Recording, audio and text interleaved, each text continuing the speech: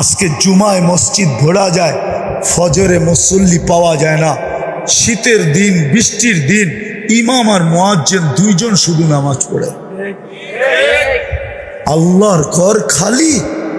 ওদের কিতাবে লেখা আছে ফজরের জামাত আর জুমার জামাত যতক্ষণ পর্যন্ত মুসলমানের সমান না হবে, সংখ্যার দিক দিয়া, মানুষের দিক দিয়া, ততদিন পর্যন্ত মুসলমানের বিজয়ের পালা শুরু হবে না। বিদায় আমরা ইহুদিরা নিরাপদ নিরাপদ নিরাপদ নিরাপদ। এই জন্য ওরা চিৎকার দিতেছে এখন, নাহনু ফিল আমান তুদাম্মিরুল মুসলিমিনা কাইফা তুরিদুনা আন তুদাম্মিরু। তোমরা এখনো নিরাপদ, যেমন মনে চায় তেমন মুসলমানদেরকে মাটির সাথে মিশায়া দাও। এই জন্যই হাদিসে আছে কিছু লোক আছে যাদেরকে কবরের পাশে নিয়ে গেলে কবর বলে ইদান উহাব্বিলু লাকা বাতনি খাদরা, তোমাকে রাখতে দেরি, আমার পেটটা সবুজ শ্যামল হইতে দেরি হবে না, জান্নাতের বাগান হইতে দেরি হবে না। ওই চিত্র উলামায়ে কেরামের কাছে আছে হাদিসে যে জান্নাতের বাগান কেমন হবে। চলেন একটু মনে যখন উঠলো বলেই দিই। জান্নাতের বিছানা বিছানো হবে, বলা হবে ফাফরিশু লাহু ফিরাশাম মিনাল জান্নাহ, জান্নাতের বিছানা বিছাও, জান্নাতের কালীন বিছায়া দিবে। ওয়াফতাহু লাহু ৭০ বাবান ইলাল জান্নাহ। আপনি বলবেন কবরটা ছোট, এইখানে ৭০টা গেট খুলবে, তো খুলবে কি করে? না, আপনি উপরেরটা দেখতেছেন, ভিতরেরটা না। যখন ভিতরে দিয়া দিবেন, আর যদি ওই ব্যক্তি হয় যাকে কবর সালাম দিছে, তো তার কবরকে প্রশস্ত করা হবে মুনতাহা নদরিহি, ওয়াসিউ মুনতাহা নদরিহি। যত দূর দৃষ্টি যায় অত দূর পর্যন্ত প্রশস্ত হবে। উপর দিয়া না, ভিতর দিয়া ৭০টা দরজা খুলবে। তারপরে ঘোষণা হবে আরসিলু রিহাম বারিদাম মুতাইয়্যিবা, ঠান্ডা এত বেশি না যে কম্বলের দরকার হয়, আবার এত কম না যে গরম লাগে, সুঘ্রাণ যুক্ত বাতাস পাঠাইতে থাকো। তো জমিন প্রতিদিন বলে যে আমার কাছে অচিরেই তোমরা আসবে।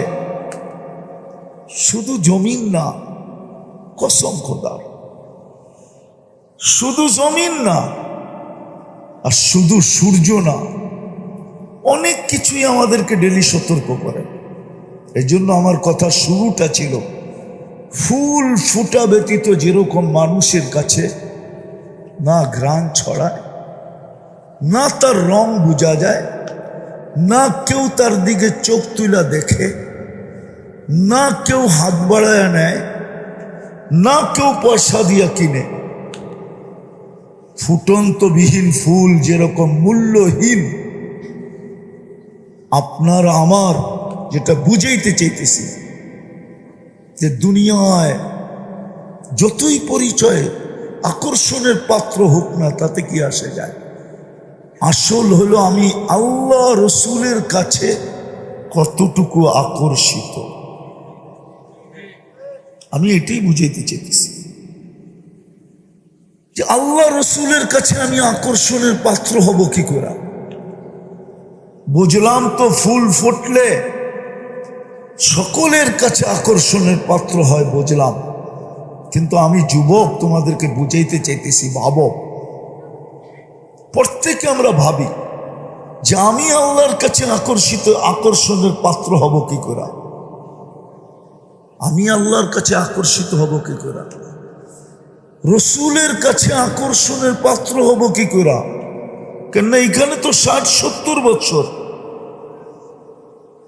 একটা উদাহরণ দিয়া বলতে চাইতেছি দুনিয়া বুঝানোর জন্য, নাইলে কোনো ক্রিটিসাইজ আমার উদ্দেশ্য না। কেননা কথা মিডিয়ায় যাইতেছে। 2 দিন আগেই দেখতাম আমরা, মিডিয়া খুললে তেল মারতে মারতে মারতে মারতে বাংলাদেশে তেলের দাম বাড়ায় দিছে। পুরা দেশে তেলের শর্টেজ, ঠিক না? পেপার পত্রিকা আসতে শুরু করছে তেল ছাড়া কিভাবে পাকানো যায়। আর আজকে ওই মিডিয়া খোলেন, ওই লোকগুলোই স্বৈরাচারী বলতে বলতে গলা শুকায় ফেলতেছে, ঠিক না? দিস ইজ দুনিয়া, এটার না ওই দুনিয়া। যুবক, তুমি কয়দিন আকর্ষণের পাত্র? যৌবন আছে যতক্ষণ তুমি আকর্ষণের পাত্র অতক্ষণ। বিশ্ব সুন্দরী দুনিয়াতে একবার হওয়া যায়, দ্বিতীয়বার হওয়া যায় না। কেন? এই জন্যই, কেননা এক বৎসরে বিশ্ব সুন্দরী যে আকর্ষণের মাধ্যমে হয়েছিল, এক বৎসরে ওটার ভিতরে চুল পরিমাণ হলেও ভাটা পড়ে গেছে, ভাটা, যার কারণে দ্বিতীয় বৎসর সে বিশ্ব সুন্দরী হতে পারে না।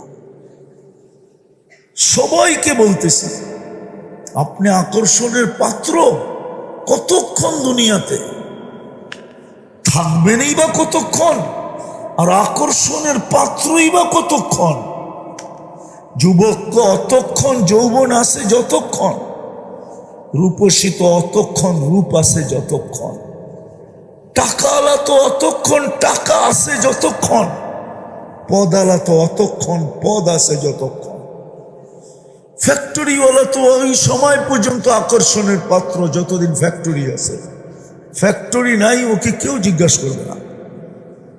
সত্য এটাই, সত্য সত্য, কবির কথাই সত্য। তুঝে দুনিয়া কে রাহু সবসে আলা, हो जीनत निराली हो फैशन निराला, यूं ही जिया करता है क्या मरने वाला, तुझे हुस्न जाहिर ने धोखे में डाला, जगह जी लगाने का दुनिया नहीं है, ये इबरत की जहाँ है तमाशा नहीं है। कुरानो बोले आफा हसिब तुम अन्नमा खलकनाकुम अबस व अन्नकुम इलैना ला तुरजाउन। আজকে তো আমাদের নিশা হলো শুধু উন্নত উন্নত উন্নত নিশা। মুসলমান, হায় হায়, কথা অন্যদিকে চলে যাবে, কিন্তু মনের ভিতরে ব্যথা উঠা গেছে, না বইলেও পারতেছি না। মুসলমান শুধু উন্নতি দেখতেছে, উন্নতি। মুসলমানের চেয়ে তো উন্নত কেউ নাই আজকে, মুসলমানের চেয়ে উন্নত।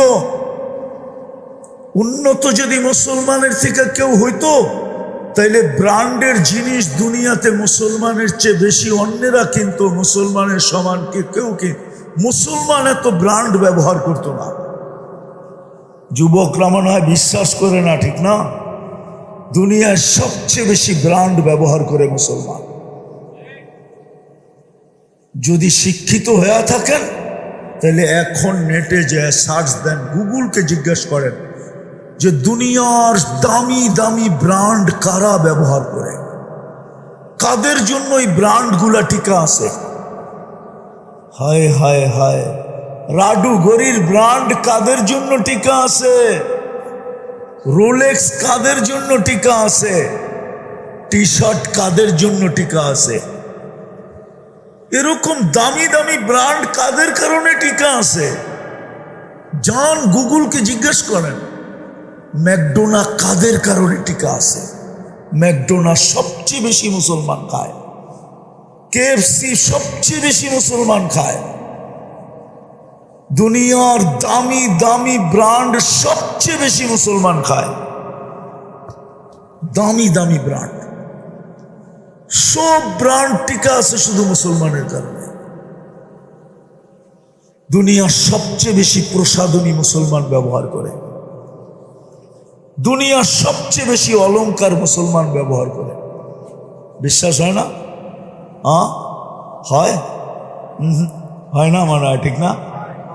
আমেরিকানরা করে, ঠিক না? ডলার বেশি, ঠিক না? ইংল্যান্ড, কানাডা, অস্ট্রেলিয়া, আরে বলেন না, জাপান, কোরিয়া, বলেন না, ইউরোপ। আপনি তো মিডিয়া দিয়ে করবেন, আমি তো চোখে দেখে আসছি। আমি তো সারা বছরই ঘুরি, ঘুরতে যায় তো আপনাকে স্বাধীনতাও দেখতে পারলাম না। ওই সময় তো আমি বাহিরে ছিলাম। আমি জুলাইয়ের 18 তারিখে গেছি, 5 তারিখে সকালে ফজরের সময় ইংল্যান্ড থেকে আমার কানাডার ফ্লাইট ছিল। যখন এইখানে স্বাধীনতার উল্লাস চলতেছে তখন আমি হাওয়ার উপরে উঠতেছি, তখন তো আমি প্লেনে ছিলাম। আমাকে কি বুঝাবেন? দুনিয়ার সবচেয়ে বেশি সোনা ব্যবহার করে মুসলমান, সবচেয়ে বেশি অলংকার ব্যবহার করে মুসলমান, সবচেয়ে বেশি মেকআপ শেকআপ ব্যবহার করে মুসলমান। এই এলাকায় প্রত্যেকটা ঘর একটা মিনি কি বলে এটাকে কসমেটিক্সের দোকান, ঠিক না? কি প্রত্যেকটা ঘরে হবে না ছোট একটা দোকান? না হবে না? হ্যাঁ, আমি ঘুরে বলতেছি। তারপরও মুসলমানের এই দুরবস্থা আজকে কেন? দুনিয়ার 70% ধন সম্পদ মুসলমানদের পকেটে, মুসলমানদের পায়ের নিচে। মুসলমানের চেয়ে বেশি তেল কার কাছে আছে? তেল মুসলমানের কাছে, গ্যাস মুসলমানের কাছে, সোনা মুসলমানের কাছে, রূপা মুসলমানের কাছে। দুনিয়ার সবচেয়ে বেশি অর্থ মুসলমানদের কাছে।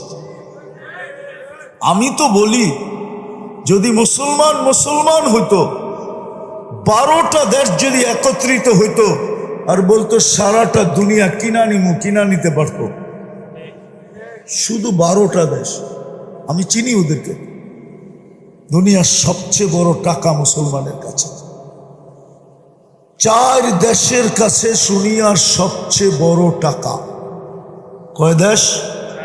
কুয়েত, বাহরাইন, ওমান, তারপরে হলো ব্রুনাই।